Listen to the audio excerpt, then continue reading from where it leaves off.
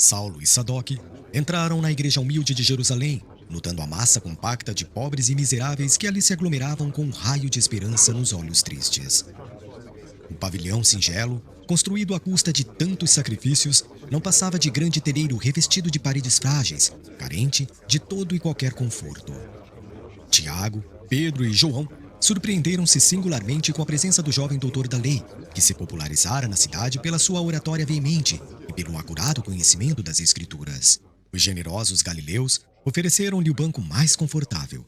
Ele aceitou as gentilezas que lhe dispensavam, sorrindo com indisfarçável ironia de tudo que ali se lhe deparava.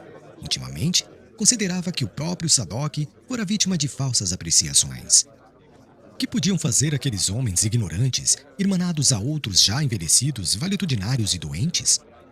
Que podiam significar de perigo para a lei de Israel aquelas crianças ao abandono, aquelas mulheres semi-mortas em cujo coração pareciam aniquiladas todas as esperanças? Experimentava grande mal-estar, defrontando tantos rostos que a lepra havia devastado, que as úlceras malignas haviam desfigurado impiedosamente. Aqui, um velhote com chagas purulentas, envolvidas em panos fétidos. Além, um aleijado mal coberto de molambos, ao lado de órfãos andrajosos, que se acomodavam com humildade. O conhecido doutor da lei notou a presença de várias pessoas que lhe acompanhavam a palavra na interpretação dos textos de Moisés na sinagoga dos Cilícios. Outras, que seguiam de perto as suas atividades no Sinédrio, onde a sua inteligência era tida como penhor de esperança racial. Pelo olhar, compreendeu que esses amigos ali estavam igualmente pela primeira vez.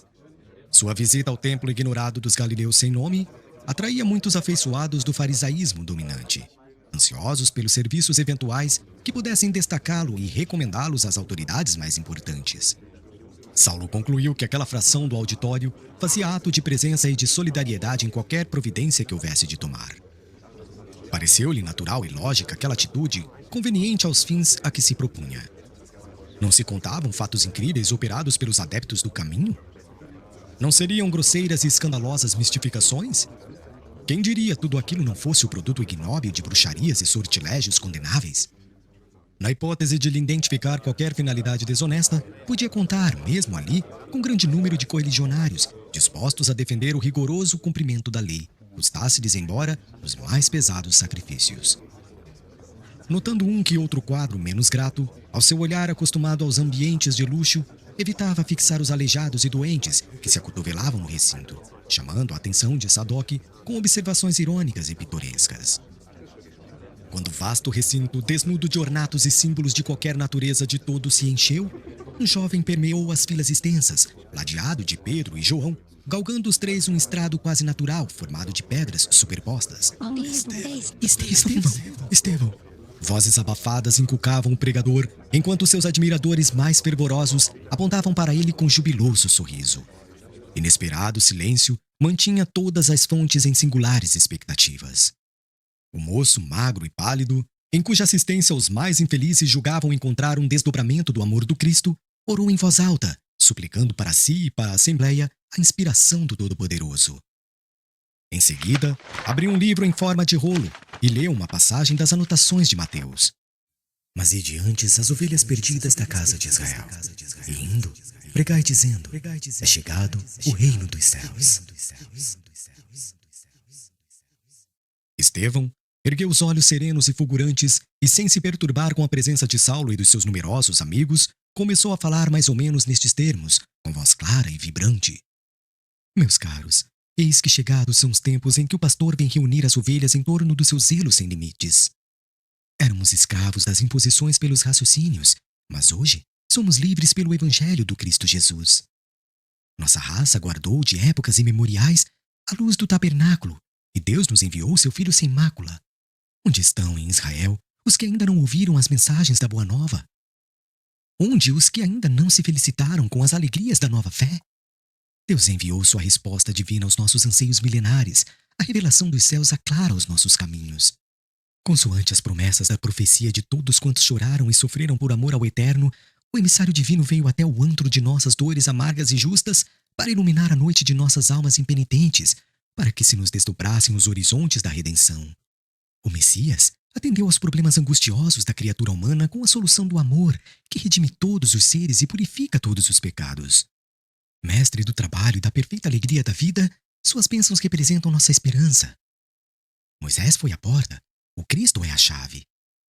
Com a coroa do martírio, adquiriu para nós outros a láurea imortal da salvação. Éramos cativos do erro, mas seu sangue nos libertou. Na vida e na morte, nas alegrias de Caná, como nas angústias do Calvário, pelo que fez e por tudo que deixou de fazer em sua gloriosa passagem pela terra, ele é o Filho de Deus iluminando o caminho. Acima de todas as cogitações humanas, fora de todos os atritos das ambições terrestres, seu reino de paz e luz esplende na consciência das almas redimidas.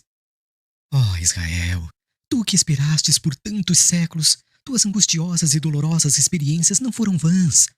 Quando os outros povos se debatiam nos interesses inferiores, cercando os falsos ídolos de falsas adorações e promovendo simultaneamente as guerras de extermínio com requintes de perversidade, tu, Israel, esperastes o Deus justo. Carregaste os grilhões da impiedade humana na desolação e no deserto. Converteste em cântico de esperança as ignomínias do cativeiro. Sofreste o opróbrio dos poderosos da terra. Viste os teus varões e as tuas mulheres, os teus jovens e as tuas crianças exterminados sob o guante das perseguições, mas nunca descreste da justiça dos céus. Como salmista, afirmaste com o teu heroísmo que o amor e a misericórdia vibram em todos os teus dias. Choraste no caminho longo dos séculos com as tuas amarguras e feridas. Como Jó, viveste da tua fé, subjugada pelas algemas do mundo, mas já recebeste o sagrado depósito de Jeová, o Deus único. Ó esperanças eternas de Jerusalém, cantai de júbilo, regozijai-vos, embora não tivéssemos sido inteiramente a compreensão por conduzir o Cordeiro amado aos braços da cruz. Suas chagas, todavia, nos compraram para o céu com o alto preço do sacrifício supremo. Isaías o contemplou vergado ao peso das nossas iniquidades, florescendo na aridez dos nossos corações com a flor do céu num solo adusto, mas revelou também que, desde a hora da sua extrema renúncia na morte infamante, a sagrada causa divina prosperaria para sempre em suas mãos. Amados, onde estarão aquelas ovelhas que não souberam ou não puderam esperar? Procuremo-las para o Cristo como dracmas perdidas do seu desvelado amor. Anunciemos a todos os desesperançados as glórias e os júbilos do seu reino de paz e de amor imortal. A lei nos retinha no espírito de nação, sem conseguir apagar de nossa alma o desejo humano de supremacia na terra. Muitos de nossa raça não esperaram um príncipe dominador que penetrasse em triunfo a cidade santa com os troféus sangrentos de uma batalha de ruína e morte, que nos fizesse empunhar um cetro odioso de força e tirania. Mas o Cristo nos libertou para sempre. Filho de Deus e emissário da sua glória, seu maior mandamento confirma Moisés, quando recomenda o amor a Deus acima de todas as coisas, de todo o coração e entendimento, acrescentando no mais formoso decreto divino que nos amemos uns aos outros como ele próprio nos amou. Seu reino é o da consciência reta e do coração purificado ao serviço de Deus. Suas portas constituem um maravilhoso caminho da redenção espiritual, abertas de par em par aos filhos de todas as nações. Seus discípulos amados viram de todos os quadrantes. Fora de suas luzes haverá sempre tempestade para o viajor vacilante da terra que, sem o Cristo, cairá vencido nas batalhas infrutuosas e destruidoras das melhores energias do coração. Somente o seu evangelho confere paz e liberdade.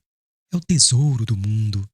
Em sua glória sublime, os justos encontrarão a coroa de triunfo, os infortunados o consolo, os tristes a fortaleza do bom ânimo, os pecadores a senda redentora dos resgates misericordiosos. É verdade que o não havíamos compreendido. No grande testemunho, os homens não entenderam sua divina humildade e os mais afeiçoados o abandonaram. Suas chagas clamaram pela nossa indiferença criminosa. Ninguém poderá eximir-se dessa culpa, visto sermos todos herdeiros das suas dádivas celestiais. Onde todos gozam do benefício, ninguém pode fugir à responsabilidade. Essa a razão por que respondemos pelo crime do Calvário. Mas suas feridas foram a nossa luz, seus martírios os mais ardentes apelo de amor, seu exemplo o roteiro aberto para o bem sublime e imortal. Vinde, pois, comungar conosco à mesa do banquete divino. Não mais as festas do pão putrescível, mas o eterno alimento da alegria e da vida. Não mais o vinho que fermenta, mas o néctar confortante da alma, diluído nos perfumes do amor imortal. O Cristo é a substância da nossa liberdade. Dia virá em que o seu reino abrangerá os filhos do Oriente e do Ocidente, num amplexo de fraternidade e de luz. Então, compreenderemos que o Evangelho é a resposta de Deus aos nossos apelos, em face da lei de Moisés. A lei é humana, o Evangelho é divino. Moisés é o condutor, o Cristo, o Salvador. Os profetas foram mordomos fiéis, Jesus, porém, é o Senhor da vinha.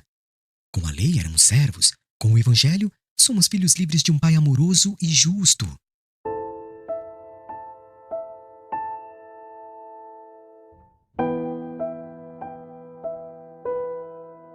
Nesse inteirinho, Estevão sustou a palavra que lhe fluía harmoniosa e vibrante dos lábios, inspirada nos mais puros sentimentos. Os ouvintes de todos os matizes não conseguiram ocultar o assombro ante os seus conceitos de vigorosas revelações. A multidão embevecera-se com os princípios expostos. Os mendigos, ali aglomerados, endereçavam ao pregador um sorriso de aprovação, bem significativo de jubilosas esperanças. João fixava nele os olhos enternecidos, identificando mais uma vez no seu verbo ardente a mensagem evangélica interpretada por um discípulo dileto do Mestre Inesquecível, nunca ausente dos que se reúnem em seu nome. Saulo de Tarso, emotivo por temperamento, fundia-se na onda de admiração geral, mas altamente surpreendido, verificou a diferença entre a lei e o evangelho anunciado por aqueles homens estranhos que a sua mentalidade não podia compreender. Analisou de relance o perigo que os novos ensinamentos acarretavam para o judaísmo dominante. Revoltara-se com a prédica ouvida, nada obstante a sua ressonância de misteriosa beleza. Ao seu raciocínio, impunha-se eliminar a confusão que se esboçava a propósito de Moisés. A lei era uma e única. Aquele Cristo que culminou na derrota entre dois ladrões surgia a seus olhos como um mistificador indigno de qualquer consideração.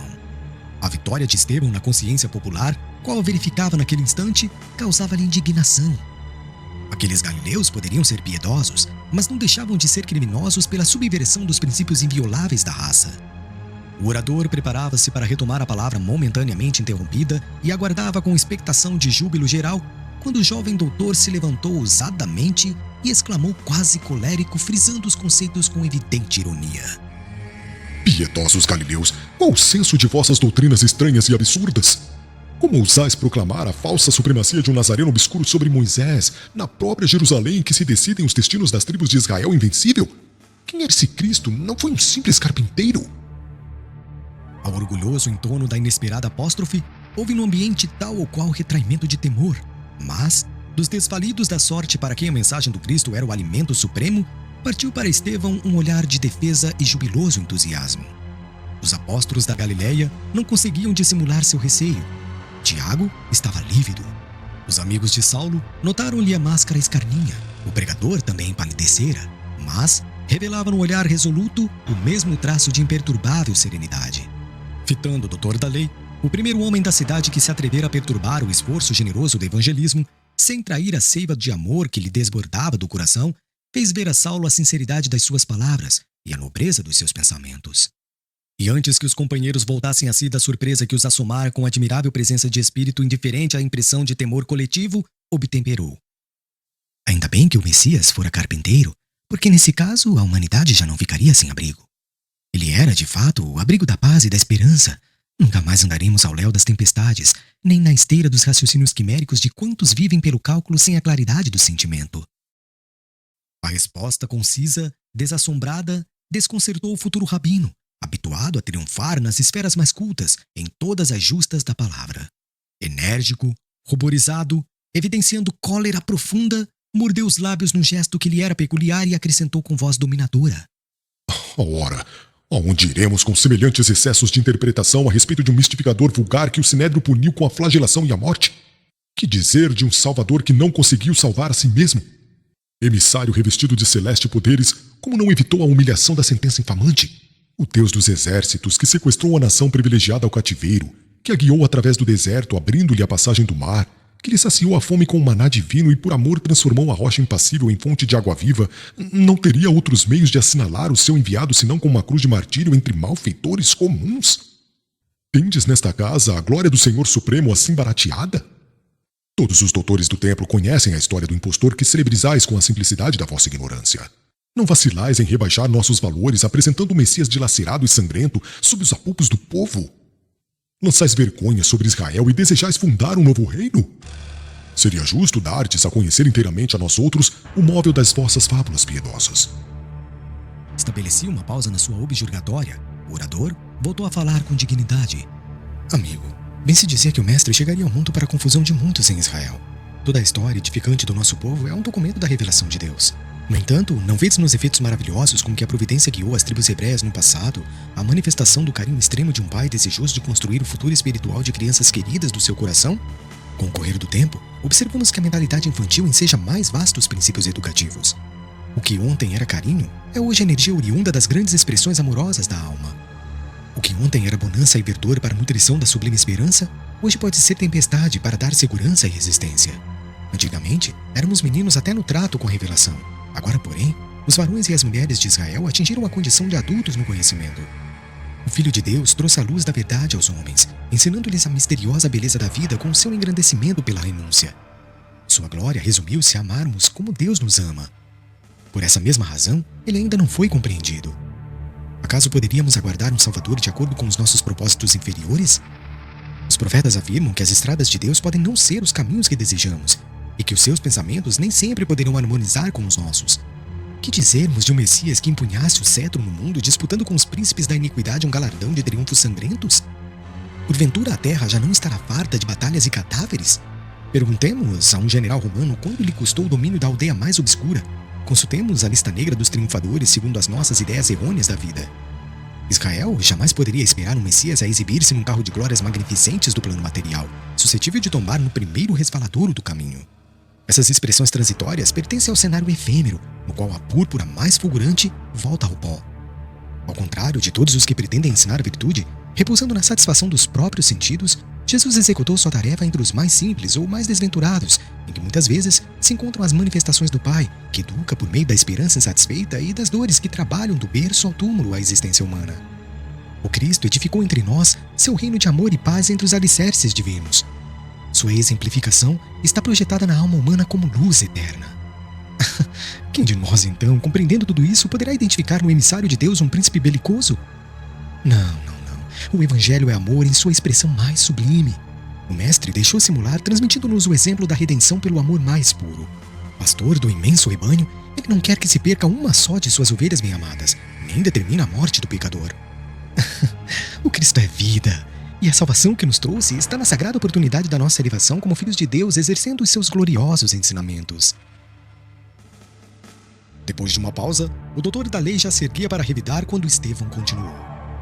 Agora, irmãos, peço vênia para concluir minhas palavras. Se não vos falei como desejáveis, falei como o Evangelho nos aconselha, arguindo a mim próprio na íntima condenação de meus grandes defeitos. Que a bênção do Cristo seja com todos vós. Antes que pudesse abandonar a tribuna para confundir-se com a multidão, o futuro rabino levantou-se de chofre e observou enraivecido. Exijo a continuação da arenga. Que o pregador espere, pois não terminei o que preciso dizer. Estevão replicou serenamente. Não poderei discutir. Por quê? Perguntou Saulo, irritadíssimo. Estás intimado a prosseguir. Amigo, o Cristo aconselhou-nos que devemos dar a César o que é de César e a Deus o que é de Deus. Se tendes alguma acusação legal contra mim, exponde-as sem receio e vos obedecerei, mas no que pertence a Deus, só a ele compete erguer-me.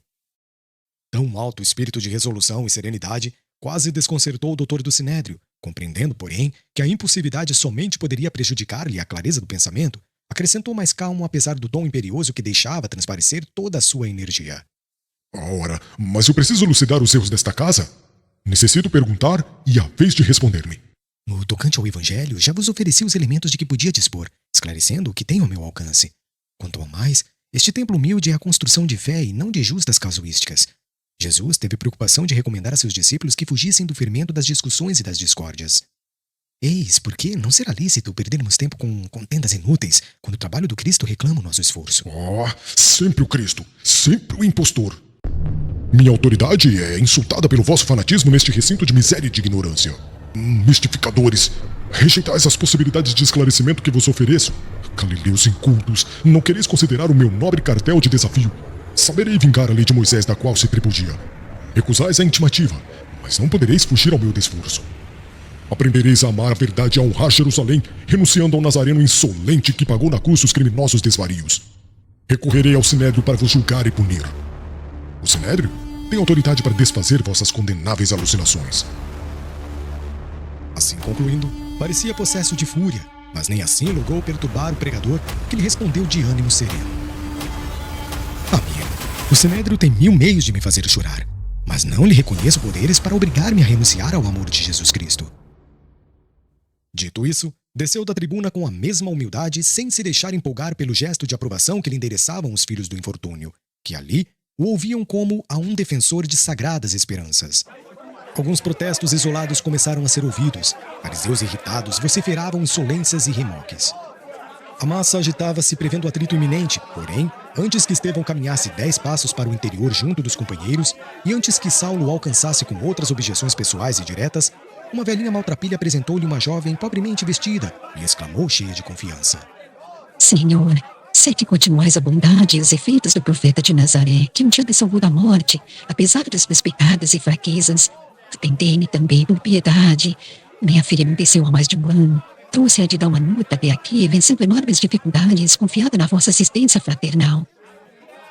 O pregador refletiu antes de tudo no perigo de qualquer capricho pessoal da sua parte e, desejoso de atender a suplicante, contemplou a doente com sincera simpatia e murmurou: De nós nada temos, mas é justo esperar do Cristo as dádivas que nos sejam necessárias.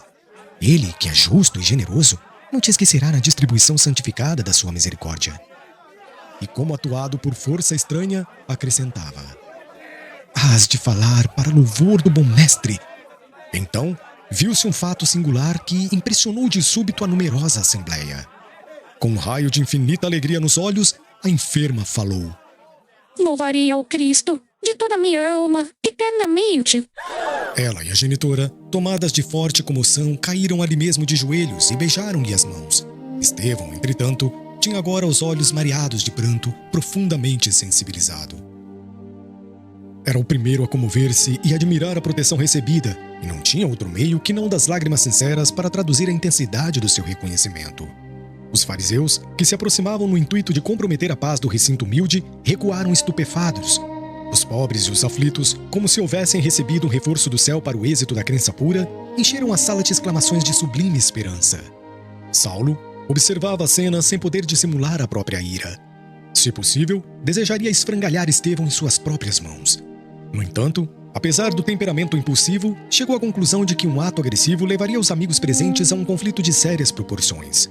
Refletiu igualmente que nem todos os adeptos do caminho estavam como pregador em condições de circunscrever a luta ao plano das lições de ordem espiritual, e de certa maneira, não recusariam a luta física.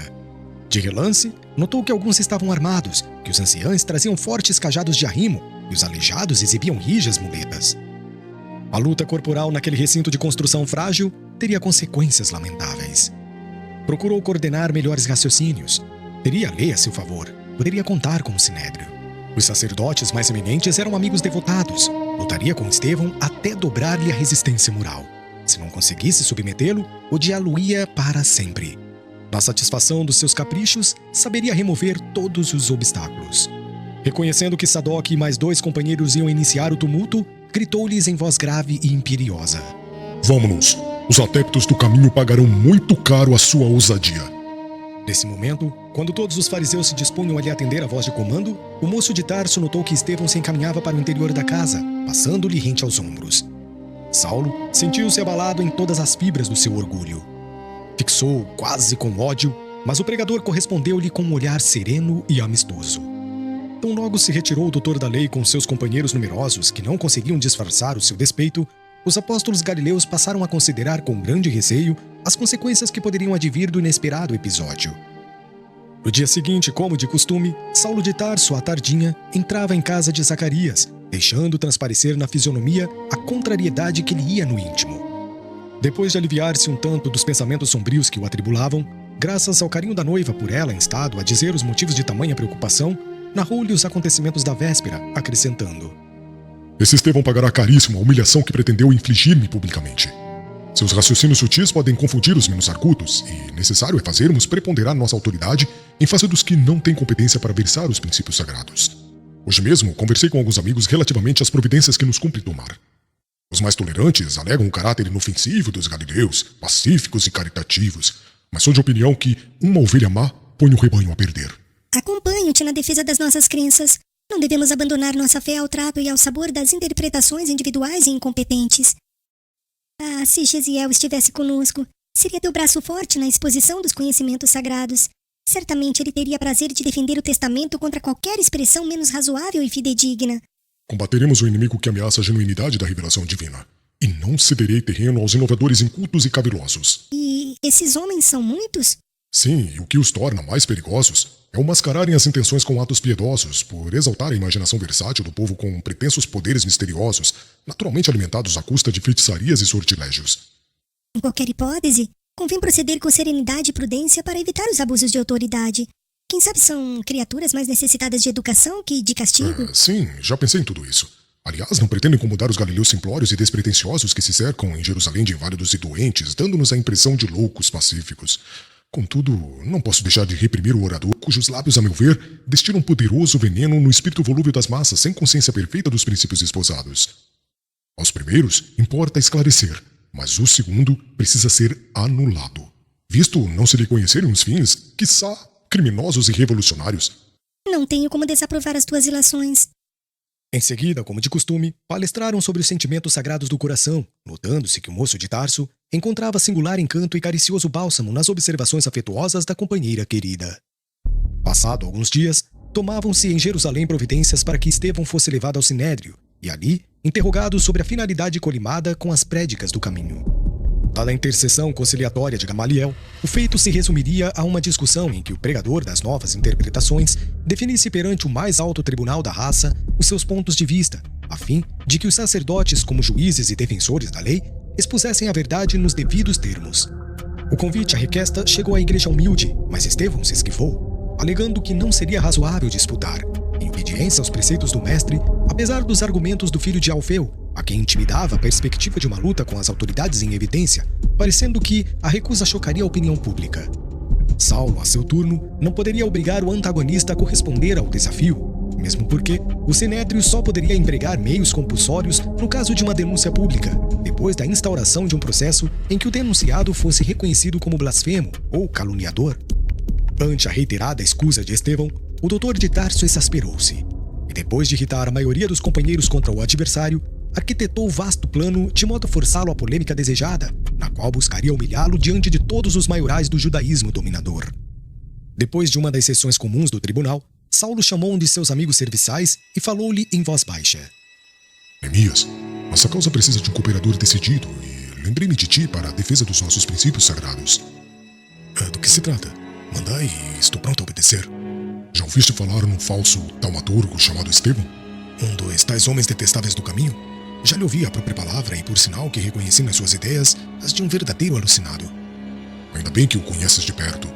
Necessito de alguém que o denuncie como blasfemo em face da lei e lembrei-me da tua cooperação neste sentido. Só isso? É coisa fácil e agradável.